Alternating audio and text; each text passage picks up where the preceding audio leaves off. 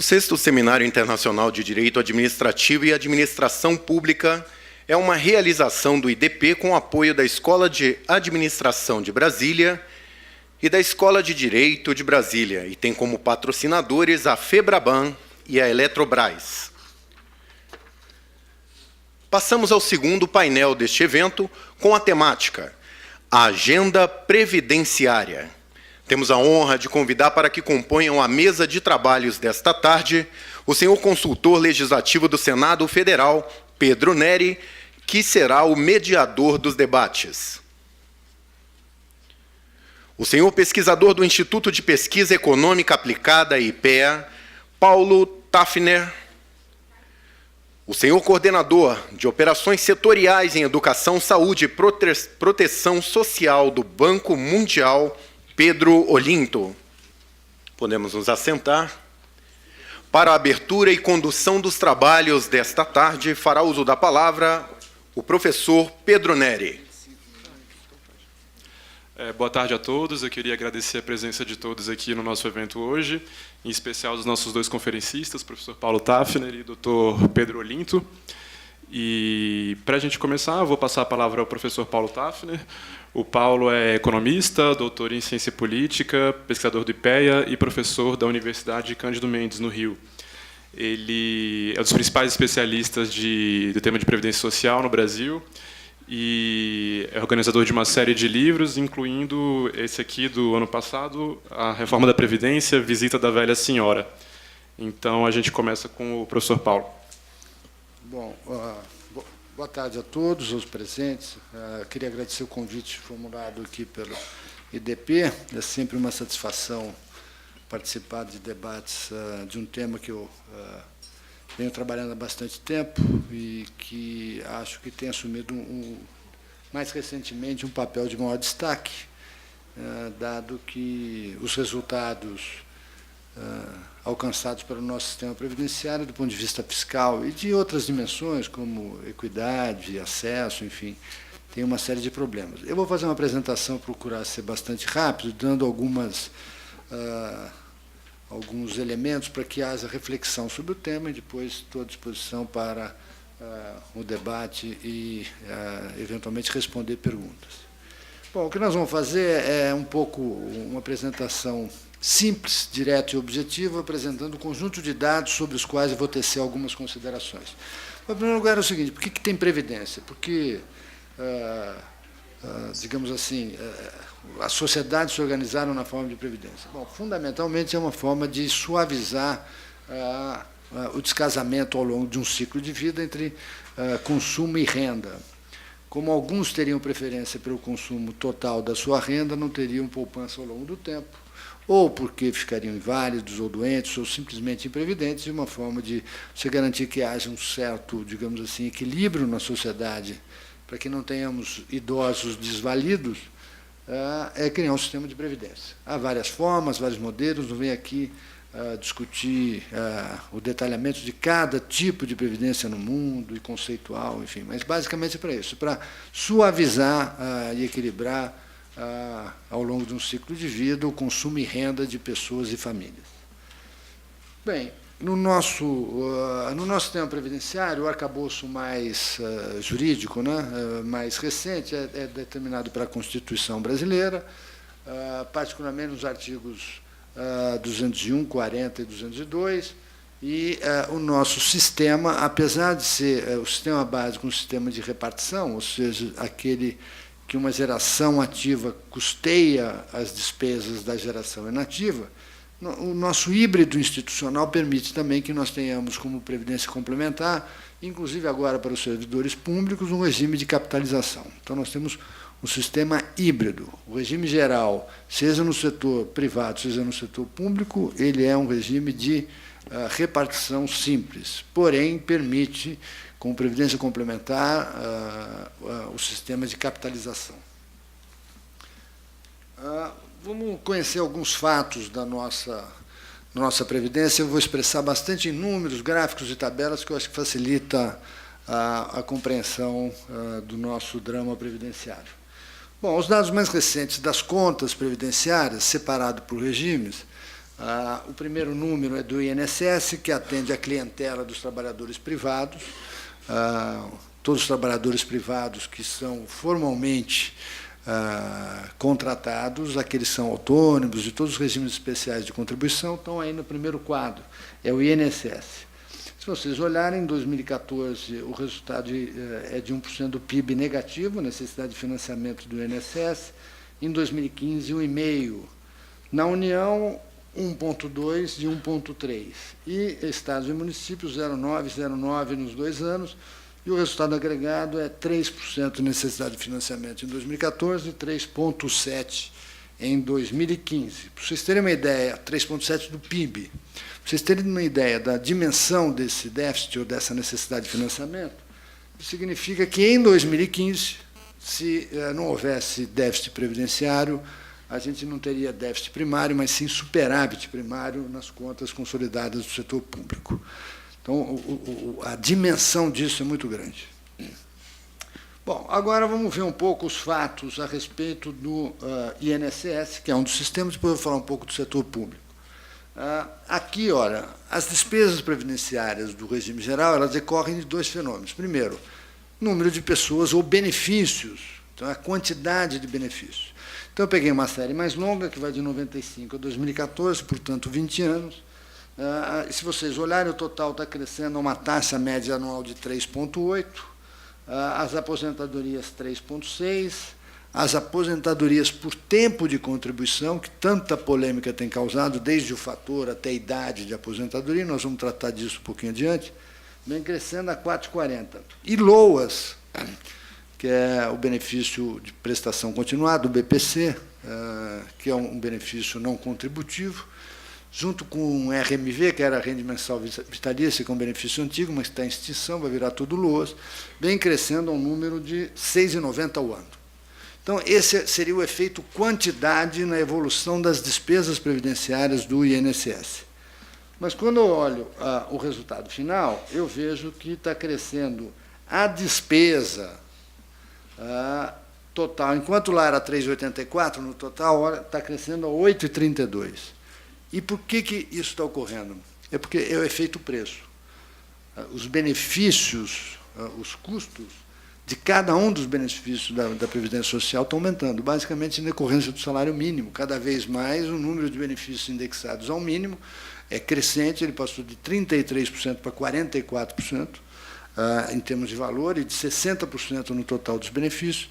E o salário mínimo, eu sempre digo, tirando as coisas ilegais, droga, tráfico, o que mais se valorizou no país foi o salário mínimo, nos últimos 20 anos. Quem aplicou em salário mínimo se deu bem. Foi enorme o ganho real do salário mínimo. Isso tem impacto na despesa previdenciária. Então, se vocês olharem os números, olha lá, o total cresceu a 8,32, depois, embaixo, as aposentadorias cresceram, nesse caso, aí, por idade, cresceu 8,48, basicamente porque está muito concentrado em salário mínimo. Os auxílios também muito concentrados, salário mínimo cresceram 10%, e vejam, a LOAS, o gasto dela anual cresceu 11%. É uma loucura. Nossa despesa está crescendo a um ritmo chinês. E o PIB a um ritmo de cágado. A verdade é essa. E não há perspectiva de melhorar. Claro, vamos tirar o bode da sala, deixar de cair, mas para o ano que vem vai crescer o quê? 0,5%, 0%. Vai ser um enorme bem-estar. Mas é aquele bem-estar do enfermo, né? O cara está com 40 de febre, ele toma um antitérmico, vem para 38, é uma melhoria ótima, mas está todo arrebentado. Então, é um pouco o que é o nosso país hoje. E na questão previdenciária, assim, nós vamos continuar crescendo despesa a um ritmo acelerado, e agora agravado com um problema demográfico, com a nossa história demográfica, e nós vamos conseguir manter a despesa previdenciária como proporção do PIB num patamar minimamente civilizado. Bom, vamos adiante. Na questão separando o regime, agora o regime próprio, os regimes próprios, aqueles que se aplicam aos servidores públicos, se vocês olharem o resultado agregado, veja, em 88 era um déficit de 0,1% do PIB, desprezível, negligenciável, e já está em 2,3%. Tá? Vem crescendo, vem crescendo. Isso é da União e dos estados e municípios. Graças a Deus, os municípios ainda estão apresentando, até o ano passado, um resultado positivo, não os estados, mas, por uma questão demográfica interna da sua contratação e aposentadoria, vão começar a apresentar resultado negativo os municípios já esse ano. Então, a União é negativa, os estados já são negativos, eu diria que boa parte do problema fiscal dos estados desse país hoje, claro que tem outros problemas, mas uma boa parte decorre do seu passivo previdenciário. O São Paulo tem um déficit de 18 bi, 15 a 18, São Paulo, do Rio de Janeiro 13, Minas Gerais 8, Espírito Santo, que é um estado pequeno, 1,5 bi, isso é o passivo, o déficit previdenciário corrente.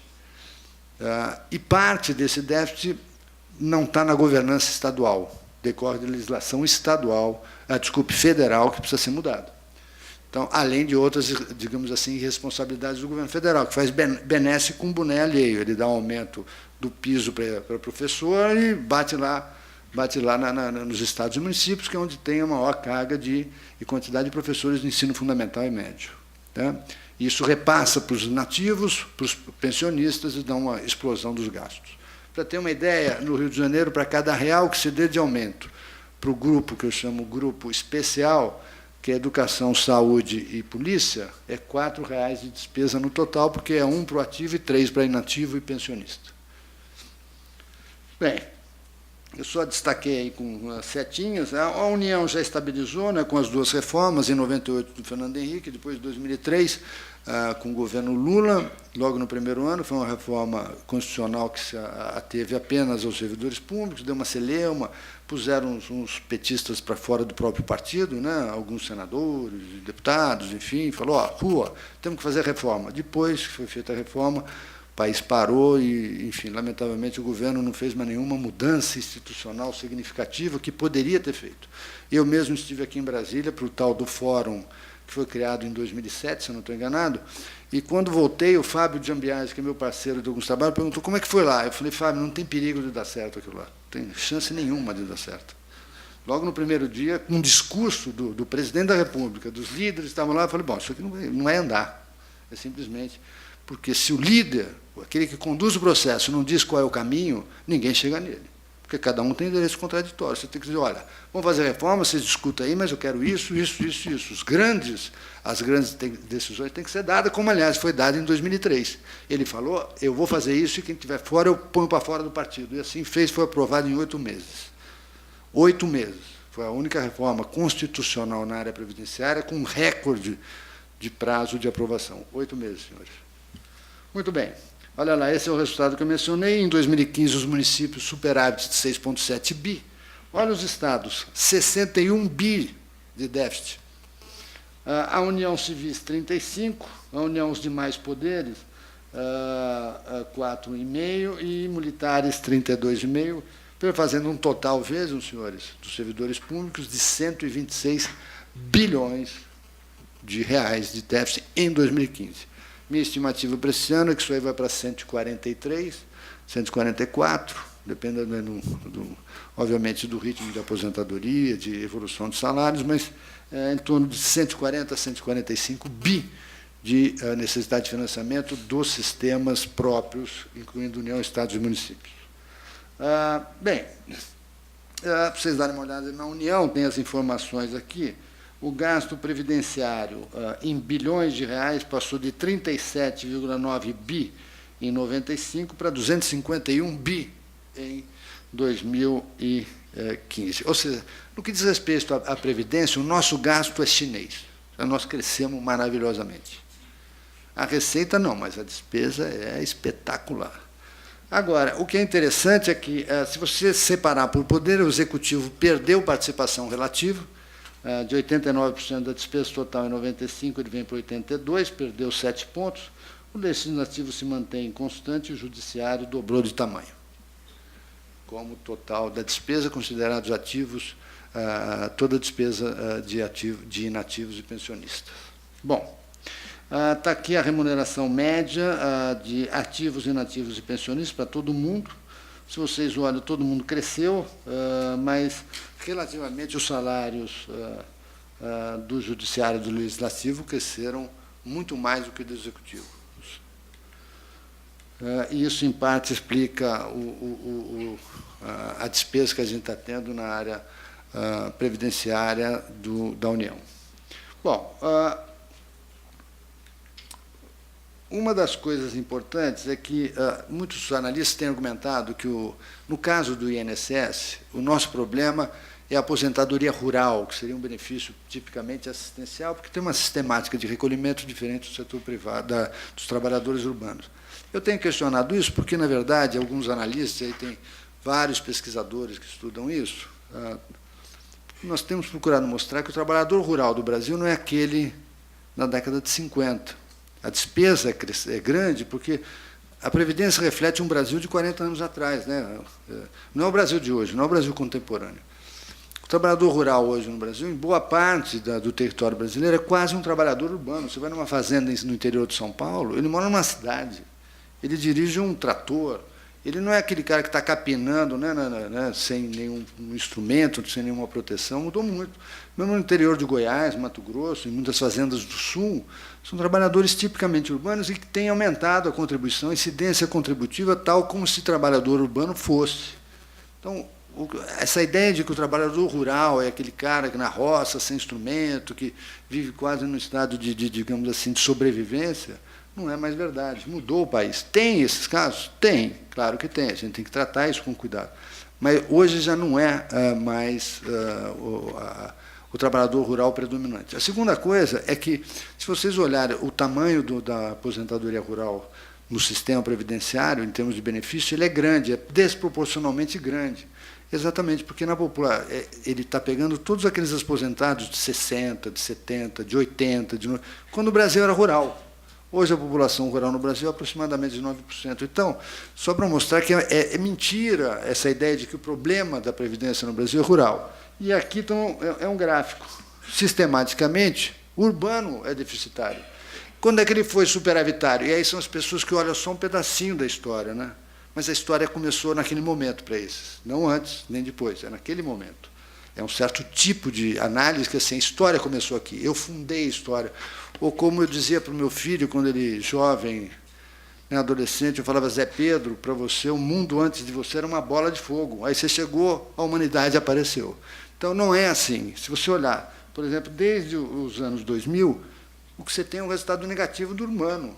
Quando é que ele foi positivo? Quando nós tivemos uma coisa espetacular, de apenas 4 anos, foi o boom do mercado de trabalho. Aqueles números em cima são as taxas de desemprego acompanhando. Então, quando é que deu superávit, aquele amarelinho ali? Quando a taxa de desemprego no Brasil foi 4%. A formalização cresceu barbaramente. Mas o que aconteceu já em 2015 e 2016, eu peguei o primeiro quadrimestre e projetei para frente, tem um enorme rombo no setor urbano. E para 2017, outro enorme rombo. Então, se você olhar as barrinhas amarelas, tem mais para baixo que para cima. Então, a verdade é que é uma bobagem de quinta categoria dizer que o nosso problema do INSS é rural. Não é, não. Pelo contrário, ele é urbano, ele é tipicamente urbano. E aí está o total de benefícios emitidos ao longo do tempo. Se vocês olharem, a linha vermelha é urbano e a linha verde é rural. É simples perceber, é visual, que as curvas se distanciaram e vão continuar se distanciando.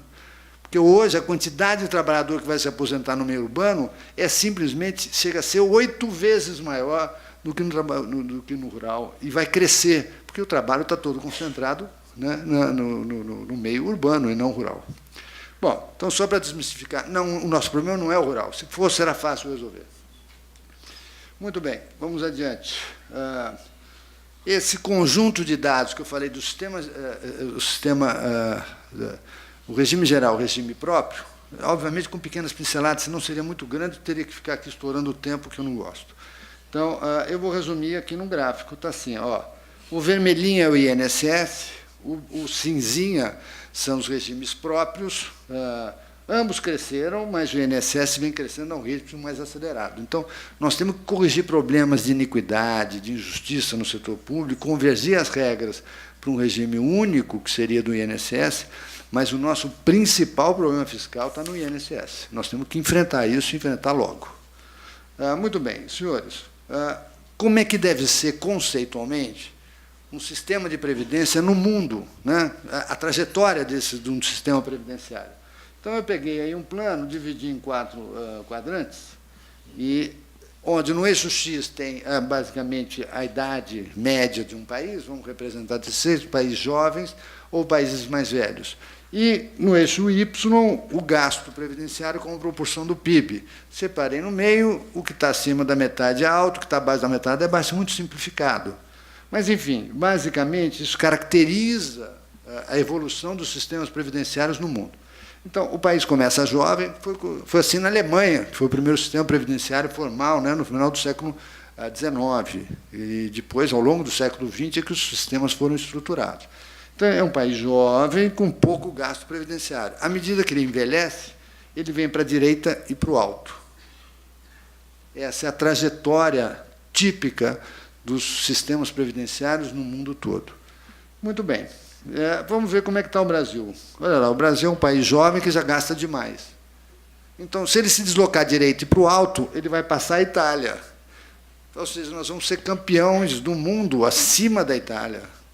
Vamos gastar mais com previdência do que gasta a Itália, que está toda arrebentada. E mais, por exemplo, nós já gastamos mais do que o Japão, que é o país mais envelhecido do mundo.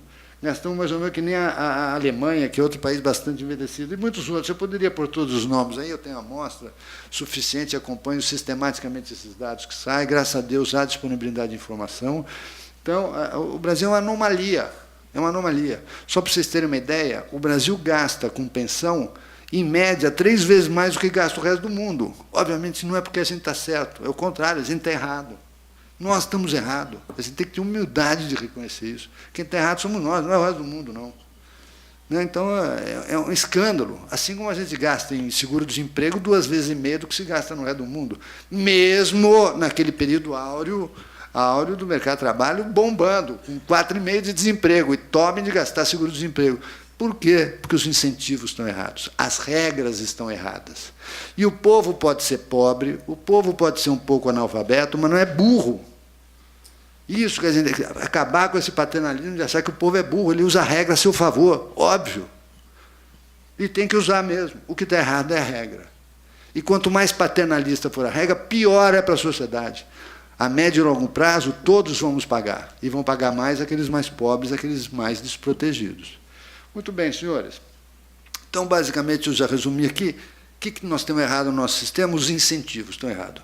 E aí, de várias naturezas. Regras de elegibilidade, ou seja, de acesso ao benefício estão errados, todos eles.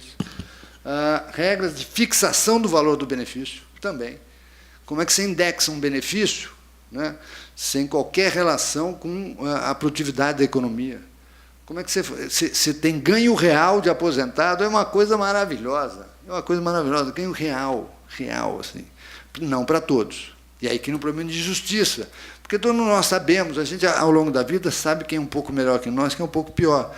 Às vezes é mais difícil, mas a gente sabe quem é muito pior que nós, quem é muito melhor que nós.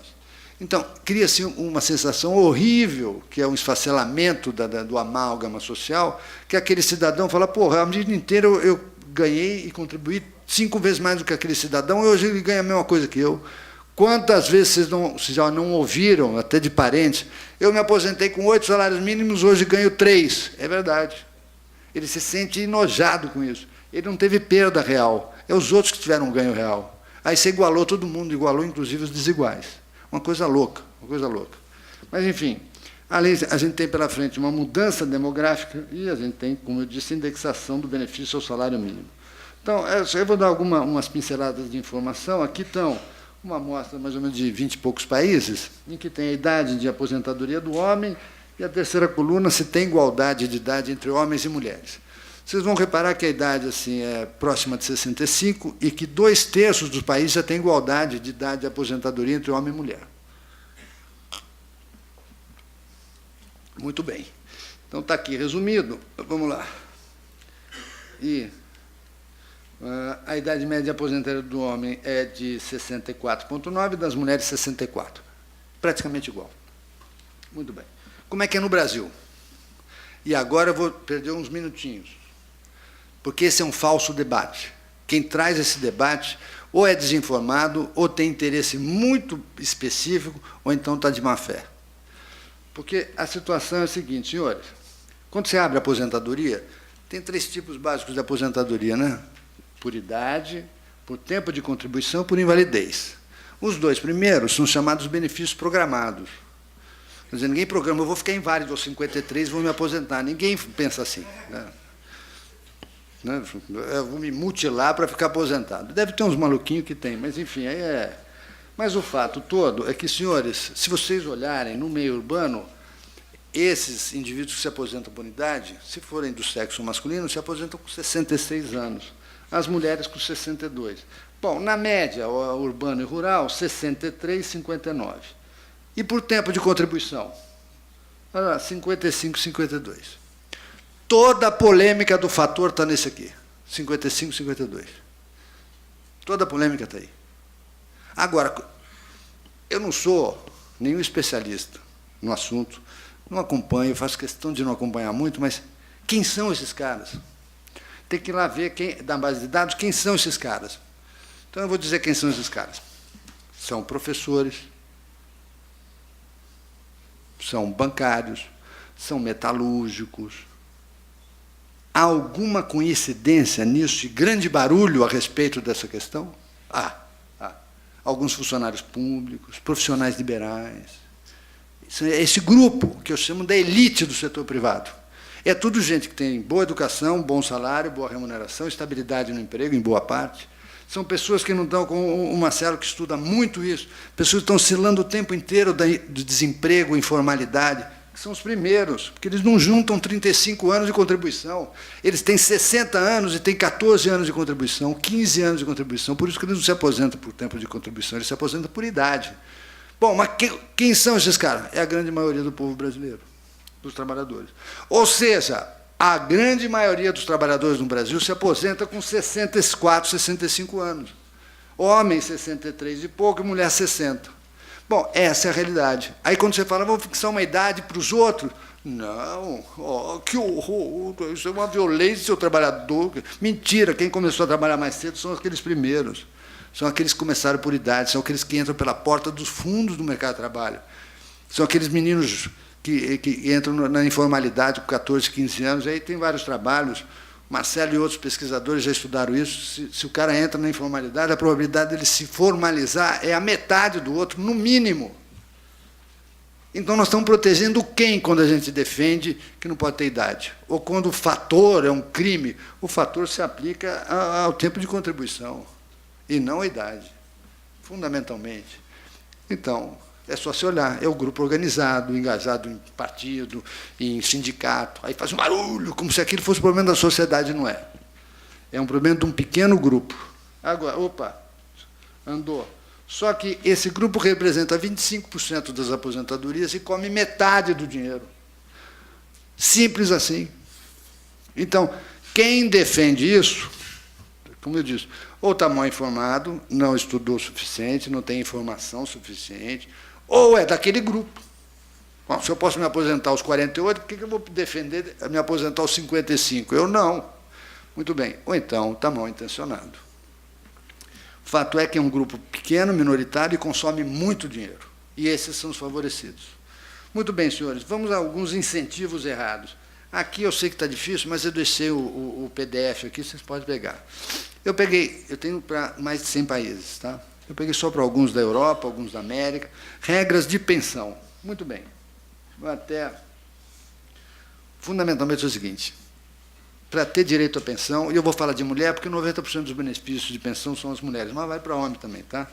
É o seguinte, para a grande maioria dos países, você tem que ter alguns anos de contribuição para que seu cônjuge, o parceiro, tenha direito. Na grande maioria. Segundo, como resumo, há regras adicionais. Por exemplo, há países que exigem que tenha um casamento de pelo menos 5 anos. No Brasil, não. E até pouco tempo, eu queria que o ministro estivesse aqui, porque eu tive a oportunidade de falar com ele, eu falei, ministro, nós vamos ter benefício de pensão, que o casamento durou um dia, o cara está lá no leito de morte, às vezes pessoa da mesma família, sobrinha, neta, é racional isso. Pega lá, o cara vai morrer, ele tem uma aposentadoria, chama a sobrinha neta, legalmente é possível, pode casar com a sobrinha neta, sem nenhum problema, casa-se com ela, no dia seguinte ele morre. Gerou uma pensão, a moça é jovenzinha, vai durar 60 anos o benefício. Então, você vê a acumulação de benefícios no INSS, é uma coisa louca. Aí, quando você fala, ó, temos que limitar, não, está caçando o direito do trabalhador. Bobagem, o trabalhador nem pensa nisso. Ele não enfrenta esse problema, o trabalhador normal. Agora, se tem a regra, ele usa, óbvio, vai usar. Pois muito bem, senhores. Então, aqui tem vários, tem da Europa, tem da América, tem Argentina, nossos vizinhos argentinos, por exemplo, tem várias restrições, tempo de contribuição, coisa do tipo. México, Estados Unidos, enfim. E a outra coisa que praticamente nenhum país do mundo autoriza é a acumulação de benefícios. Então, a viúva, se ela é aposentada, não recebe pensão. E, por fim, uma coisa que praticamente nenhum país do mundo tem, é que ela recebe 100% do benefício, tendo ou não tendo filho menor. E no Brasil é 100% do benefício. Então, olha que coisa louca. Se uma mulher, né, perdeu o marido morreu num acidente, ela tem 3 filhos menores, ela recebe lá 100% do benefício. Mas se ela não tiver filho nenhum, ela recebe também 100% do benefício. E até pouco tempo atrás, isso era vitalício em qualquer idade. O Joaquim Levy quis mudar. Ele apresentou a medida provisória, que acabou sendo um tiro no pé, ele queria economizar, o resultado foi que aumentou a despesa previdenciária. Eu tenho que fazer uma ressalva aqui, porque quem sucedeu o Joaquim Levy, que no ano inteiro que o Joaquim estava lutando para ter aprovado isso aí, ele boicotou o Joaquim Levy.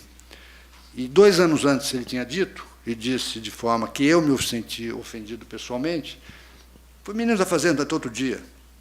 E quando o ministro da Fazenda disse que era importante fazer reforma. Eu achei estranho. Porque 2 anos antes ele tinha dito que quem queria fazer reforma queria tirar velhinho no precipício.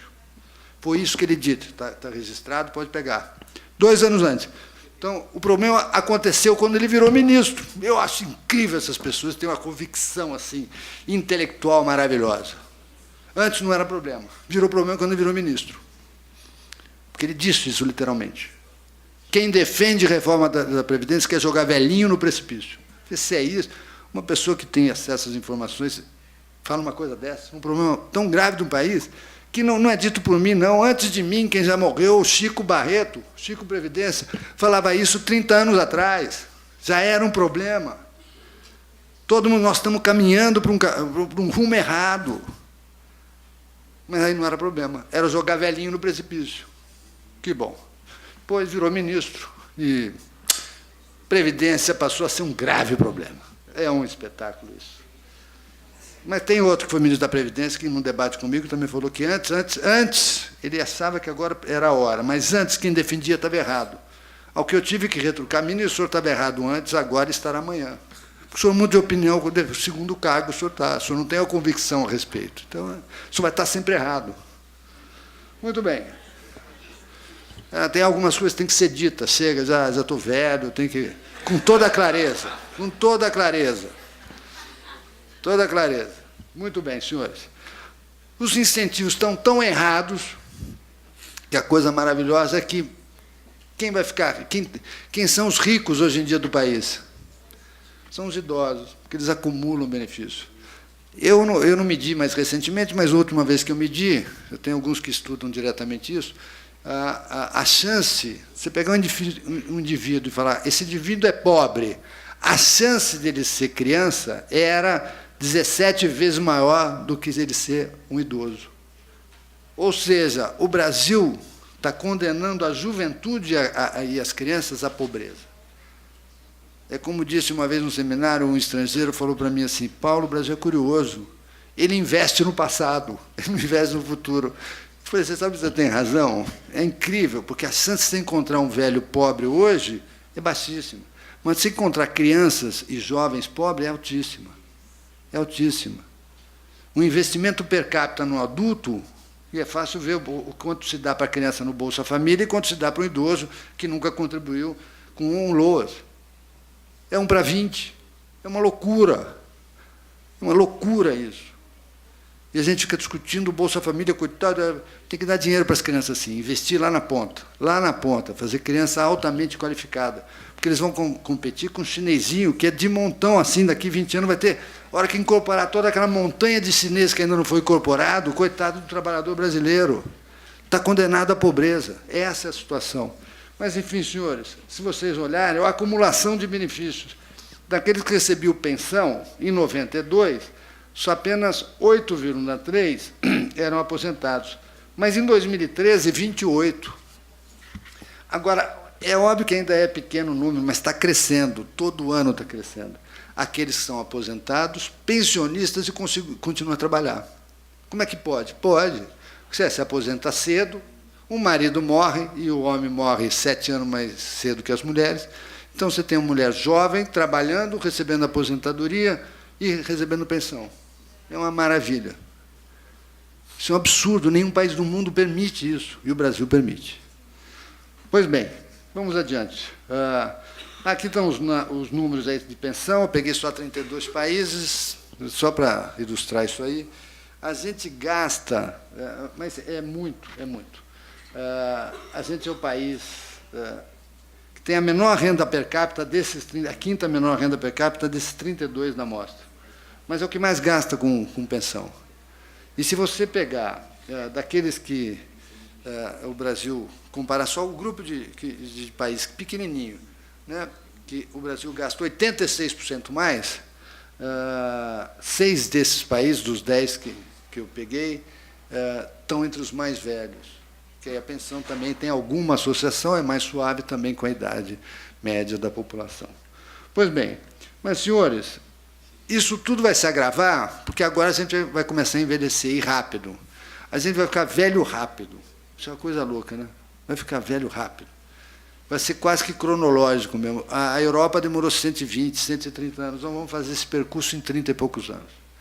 E a forma de apresentar isso, eu gosto de fazer num gráfico, como se fosse um filminho. Vocês vão ver o que é a onda demográfica que vamos ter no Brasil. Primeiro eu vou fazer as taxas aqui de crescimento. Olha só, olha que maravilha. Ó.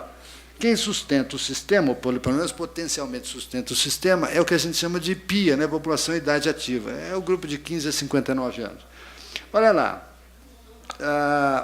Ele está crescendo, na década atual, 0,95% ao ano.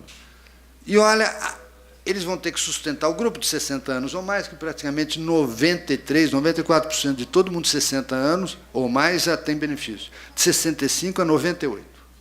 Então, mas está crescendo a 4,10. Olha a década seguinte, 0,28 contra 3,56. O que é interessante é o seguinte, na década anterior, a diferença de ritmo era 2:1. Depois, nessa, é 4:1, e na próxima é 12:1. E depois, na década de 30, começa a decrescer a população em idade ativa. Muito bem. Agora, outra coisa que me impressiona é que não apenas eles vão crescer, como está crescendo assustadoramente o que a gente chama de superidoso. Olha lá que maravilha, os de 90 anos ou mais, ó, crescendo a 3,31 na década passada, a 6,55, e 5,44, 5,39, tudo acima de 5, até 2050. Bom, o que significa isso? Que o cara entra em aposentadoria e vai ficar um tempão. Então, é como se fosse um poço que você só está pondo benefício lá dentro. E o grupo que vai sustentar isso vai começar a encolher. Ou esses caras aumentam a carga tributária em cima deles, ou eles vão ter que ter uma produtividade espetacular para sustentar esse sistema, ou então nós vamos ter que cortar benefício. Eu acho ruim, porque eu vou ser beneficiário. Eu não quero que cortem o meu benefício. Eu acho ruim. Não é bom. Então, vamos fazer reforma antes, começar a distribuir os custos ao longo das várias gerações. Mas, senhores, olha só, em 80, aquele grupo lá à esquerda, vermelho, são as crianças. 0,14. Depois, de 15 a 59 ao meio, e aqui à direita são os 60 anos ou mais. E os números iniciais, ó, 66 milhões, 68, sei lá, e 7,2 de pessoas potencialmente aposentadas. Olha o que vai acontecer. Eu vou passar direto como se fosse um filminho. Ó, 90, 2000, 2010, 2020, 2030, 2040 e 2050. É isso que vai acontecer, senhores. Olha o número de potenciais aposentados. E com as regras atuais, vão ser mesmo. 66 milhões. É um escândalo. E, para sustentar, é o mesmo número de 2010. Você lembra? Em 2010 era 10 milhões, 11 milhões, agora é 66, multiplica por 6. E o grupo que vai sustentar é o mesmo número. Só tem um jeito, ou taca-lhe carga tributária, ou o quê? Aumenta muito a produtividade. Eu acredito que vai aumentar, com essa educação que a gente tem, não tem, com o investimento que a gente tem feito em criança, não tem jeito. Muito bem, senhores, mas o que é pior, olha só. Serão 3,6 milhões de nonagenários e mais de 300 mil centenários. Eu deixo sempre para a plateia um desafio.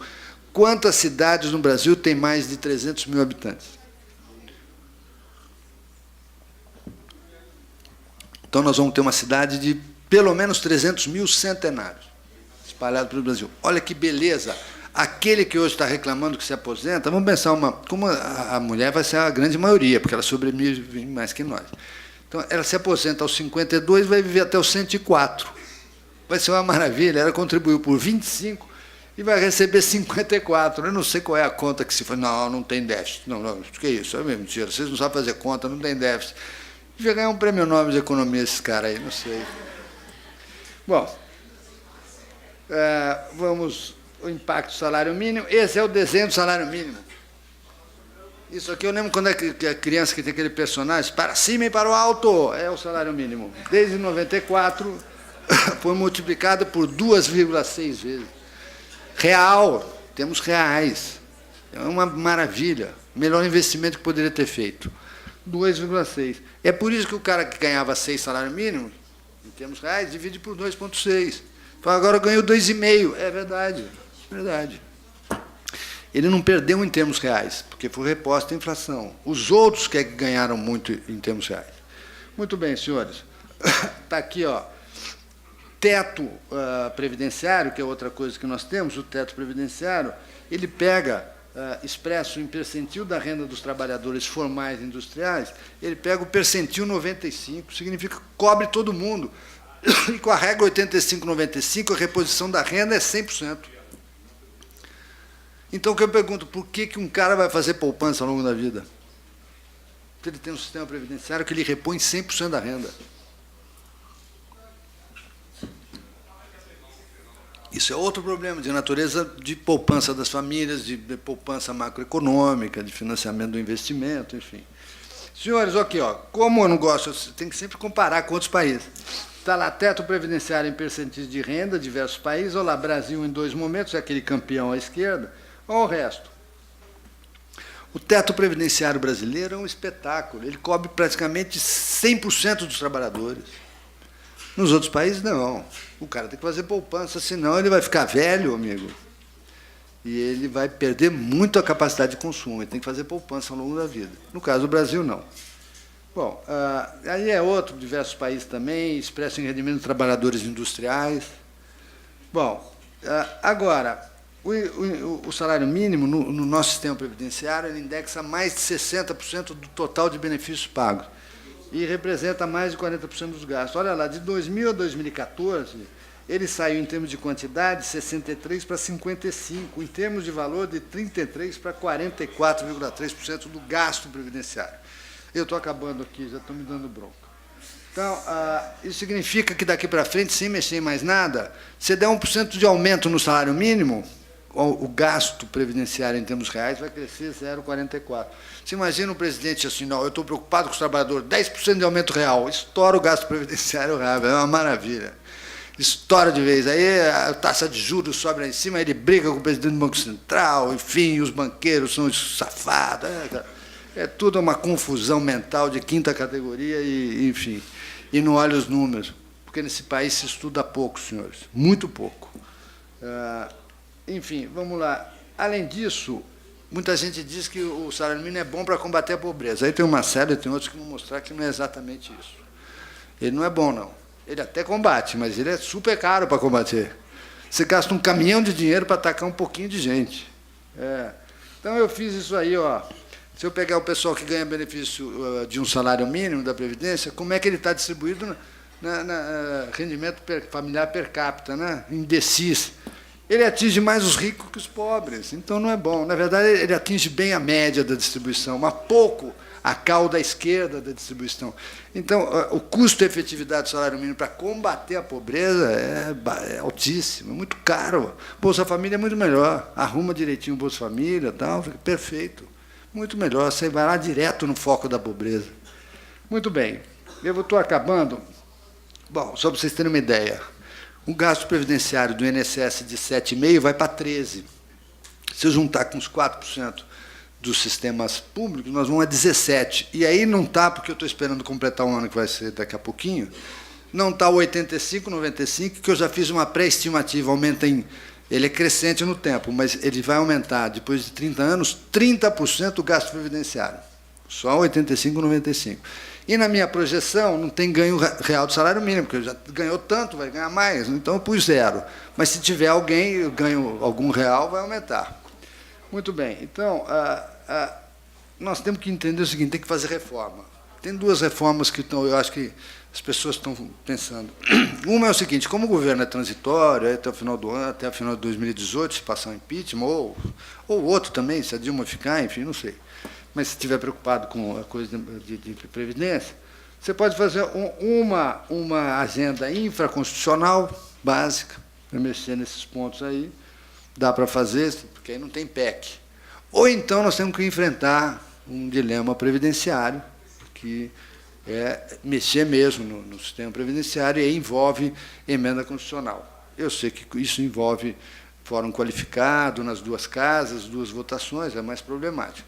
Isso aqui é assim, ele dá uma aliviada, mas não muda muito a trajetória do gasto, tá? Basicamente, coisas que são legislação não constitucional. Ou então fazer uma legislação constitucional. E aí teria que ter algumas regras básicas até para esclarecer a população. Primeiro, quem já tem o benefício não é afetado. Dá tempo de fazer isso ainda. Daqui a pouco não vai mais dar tempo, não. Então, dá para manter isso. Segundo, definir uma regra mais dura para quem vai entrar e uma regra um pouquinho menos dura, mas já não dá para ser muito suave, para quem está no mercado de trabalho. Distinguir proporcionalmente, ou seja, uma regra de proporcionalidade. Quem está perto de se aposentar vai pagar pouco, quem está mais longe vai pagar muito. Eu sempre digo, porque alguns sindicalistas dizem, não, os trabalhadores ativos. Mas quais trabalhadores ativos? Por exemplo, eu tenho um sobrinho, ele entrou no mercado de trabalho no final do ano passado, conseguiu. Ele é mais próximo daquele que vai entrar esse ano do que do pai dele, que está para se aposentar. Então, quando eu falo em ativo, tem muitos ativos. Tem aquele que está na boca de se aposentar e tem aquele que está entrando no mercado de trabalho. Então, o que eu proponho é uma regra de transição que leve em conta essa proporcionalidade. Quem está mais perto de se aposentar vai pagar um pouquinho. Quem está mais longe vai pagar mais. Quem está no meio vai pagar metade. Fazer uma regra de transição. Não dá para ser já muito suave. Nós temos que acelerar. Em 10 anos tem que fazer a transição, 10, 12 anos, e fazer rápido. Então, e caminhar no sentido de ter regras uniformes para todo mundo, acabar sistema de funcionário público, caminhar nesse sentido. Pode não ser agora, mas deixar tudo pronto para daqui a 5, 10 anos ter um sistema único de aposentadoria para todos os trabalhadores, não tem essas coisas de regra diferenciada para um, para outro. Não, acabar com a aposentadoria especial, acabar com isso. Não tem por que professores se aposentarem com 5 anos de antecedência, não há nada que justifique isso. Enfim, é enfrentar essas questões. Muito obrigado.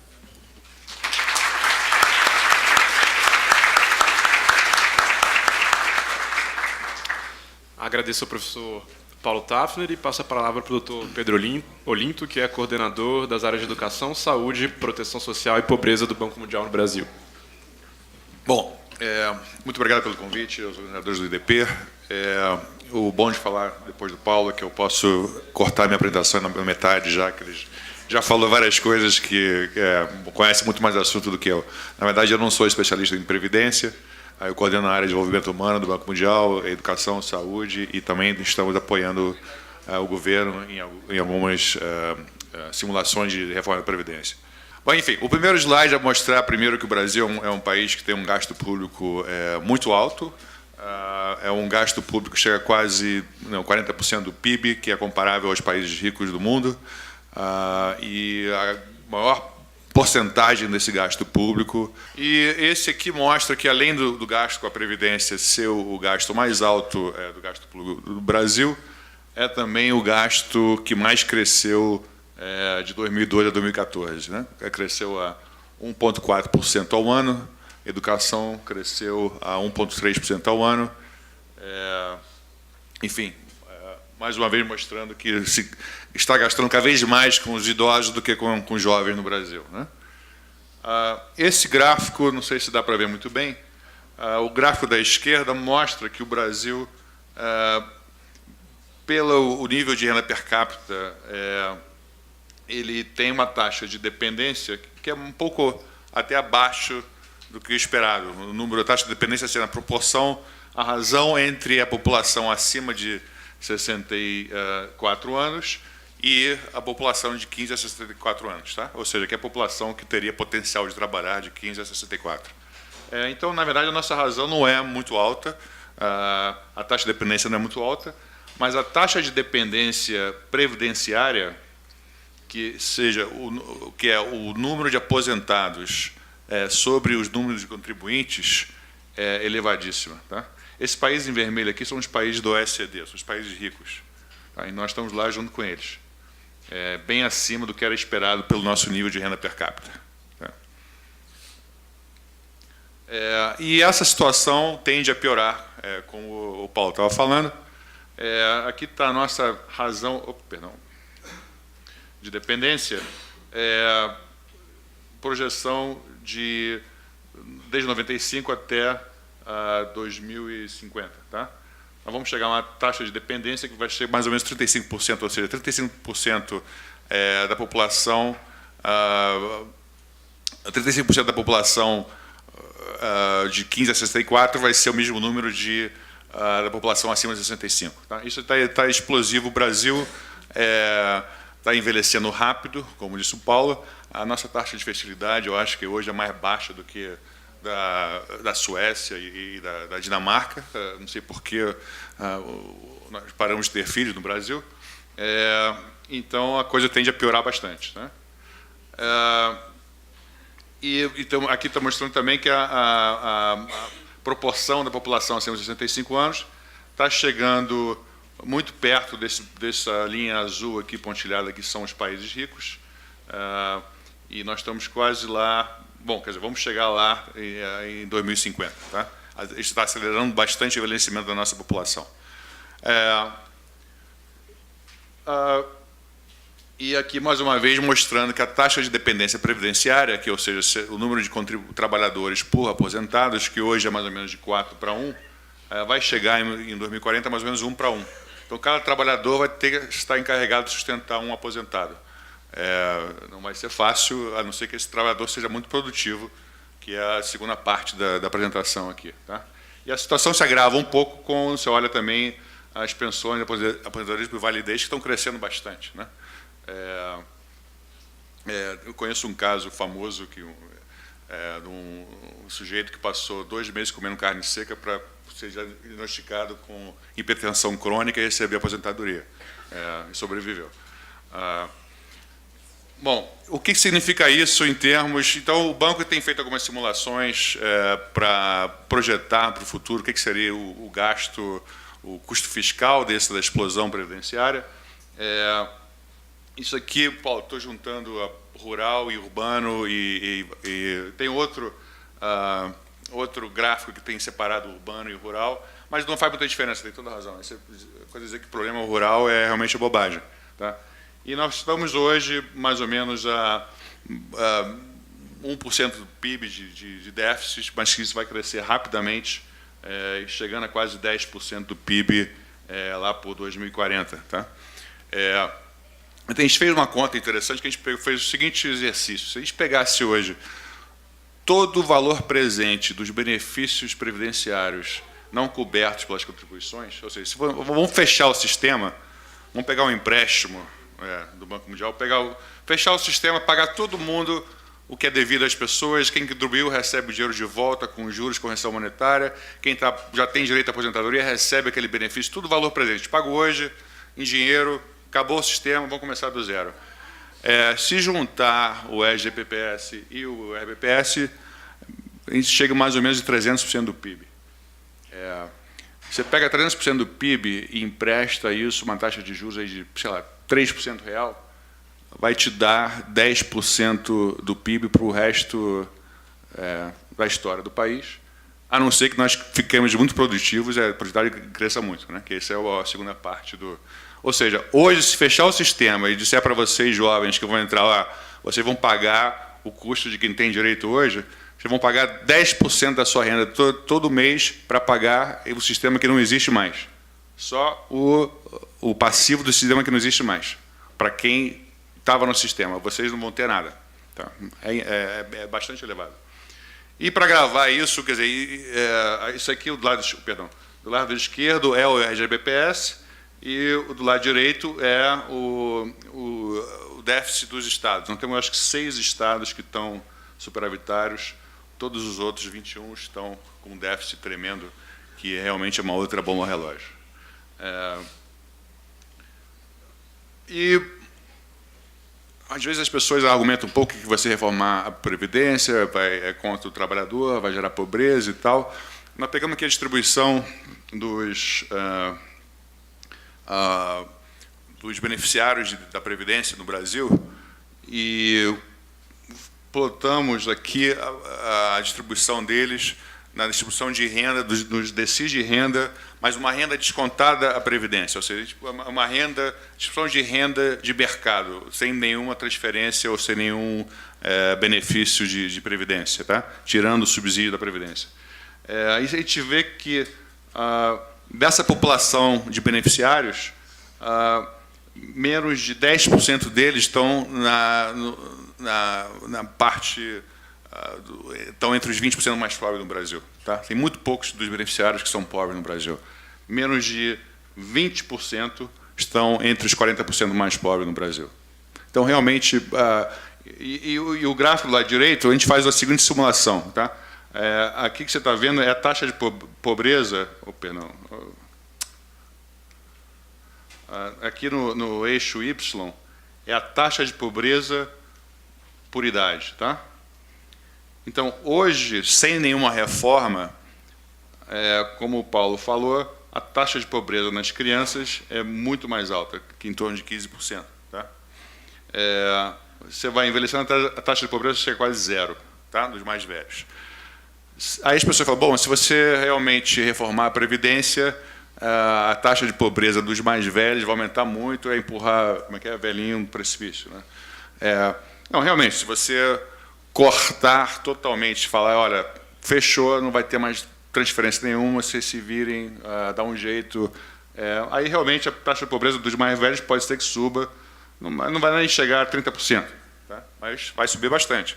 Mas eu acho que ninguém está propondo uma reforma dessa. Eu acho que não é uma...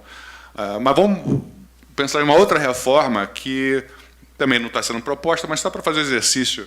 Vamos dizer que a gente congele todas as aposentadorias em termos nominais. Tá? Ninguém vai ter reajuste com o salário mínimo, com a inflação. Fechou, é termo nominal, o que você ganha hoje vai ganhar para o resto da sua vida. Tá? Ninguém está propondo isso.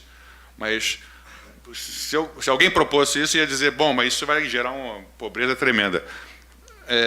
O azul é o que é hoje, o verde é o que aconteceria com a pobreza se você fizesse isso. Tá? A aposentadoria do Brasil é tão alta que, mesmo se você congelar em termos nominais, a pobreza no mais velho não muda quase nada. Não tem quase, não dá nem para ver a diferença dessas duas linhas aqui. Tá? Bom, acho que ficou claro que a reforma da Previdência é crucial, importante. Se não acontecer, realmente as coisas vão ficar muito ruins. Mas, além da reforma da Previdência, tem que pensar o seguinte, o país está envelhecendo, não tem discussão, é um problema que vai continuar sendo cada vez mais importante, e nós temos que pensar também em aumento da produtividade. Você vai ter cada vez menos trabalhador apoiando um aposentado, né? Menos trabalhador gerando renda para poder pagar a aposentadoria. E esse trabalhador no Brasil não está muito produtivo, né? Quer dizer, essa pessoa que está gerando a riqueza do país vai ter que se ficar mais produtivo para você quiser ter alguma coisa para ele também, né? Ou ela, perdão. Então, aqui você vê o que aconteceu com a produtividade. Bom, essa linha laranja aqui tracejada é a mesma coisa que o Paulo mostrou, a evolução do salário mínimo, tá? Que realmente cresceu absurdamente, que, aliás, indexa também o custo da Previdência. Essa linha amarela sólida aqui é o salário médio do Brasil, que não subiu tão rápido, mas subiu também em termos reais. E a linha pontilhada vermelha é o aumento da produtividade do trabalho no Brasil, que aumentou, ainda bem, mas nem chega perto ao salário médio e nem chega perto ao salário mínimo que indexa a aposentadoria, né? Então, ou seja, o país está ficando mais velho, vai ter menos trabalhador para cada aposentado, e a aposentadoria que é indexada ao salário mínimo está ficando mais cara e subindo muito mais que o salário médio desse trabalhador que está ganhando mais um salário maior que a produtividade, mas mesmo assim muito abaixo do salário mínimo, tá? Se comparado com o resto do mundo, o crescimento entre 2000 e 2014 da produtividade do trabalho no Brasil foi de 1,6%, tá? A China foi 9,6%, Vietnã 4%, Indonésia quase 4% também, enfim. Só aqui nesse grupo, talvez só a África do Sul e o México tiveram um crescimento produtividade menor que o do Brasil, tá? Ou seja, você tem cada vez menos trabalhador para sustentar aposentado, e esse trabalhador e a aposentadoria está aumentando na velocidade do salário mínimo, o trabalhador que ganha o salário médio não está conseguindo realmente crescer a produtividade na mesma velocidade. Uma das razões que a produtividade não aumentou muito do trabalho no Brasil é que houve uma mudança estrutural do emprego no Brasil, né? Quer dizer, teve uma queda grande no emprego na agricultura,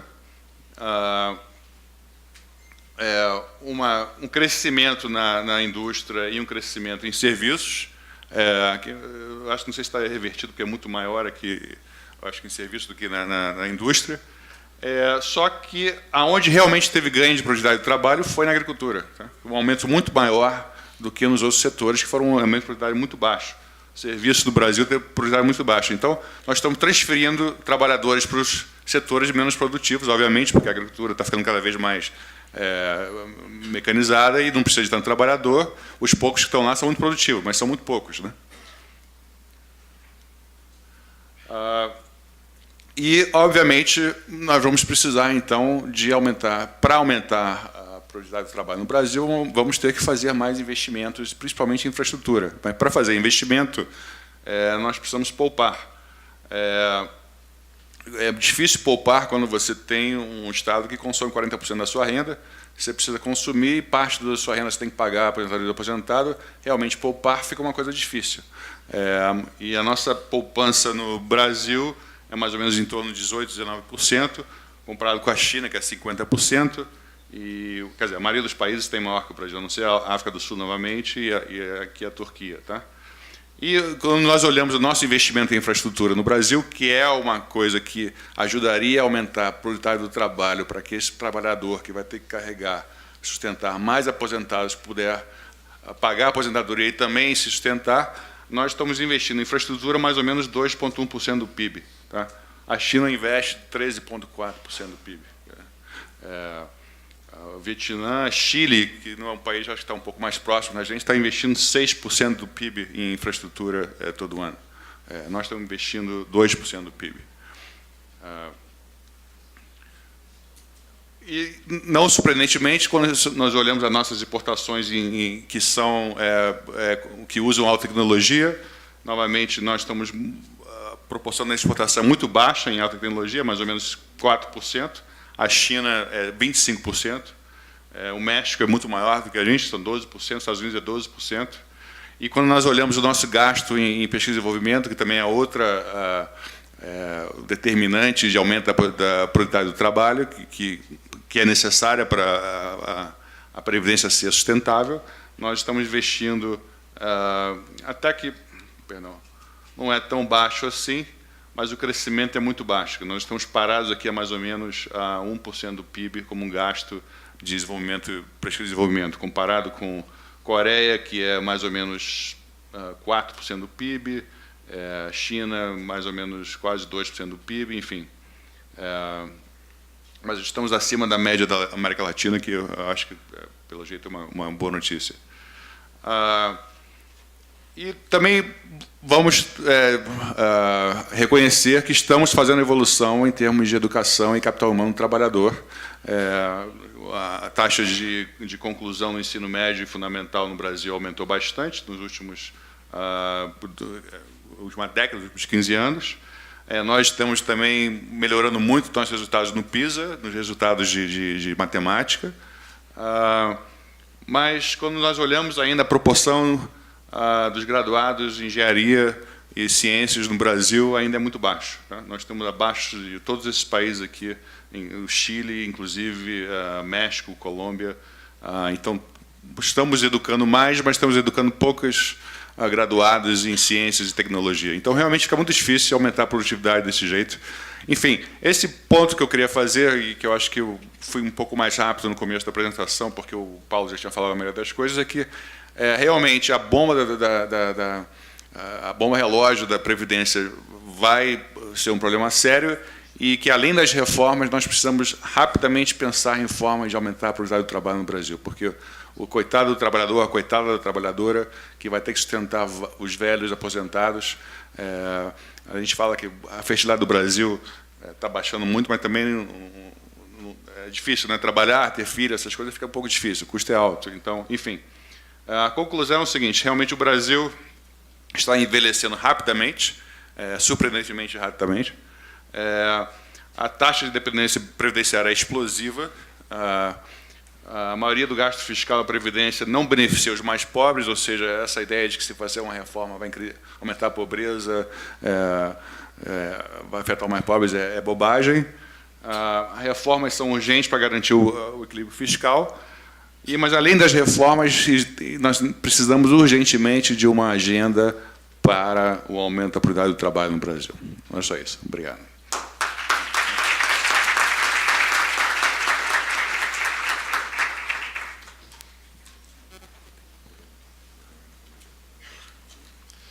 Eu queria agradecer a apresentação do Dr. Pedro Olinto. Infelizmente, está no nosso limite do tempo. Agora, 3h30, começa a agenda social, que é a nossa terceira mesa.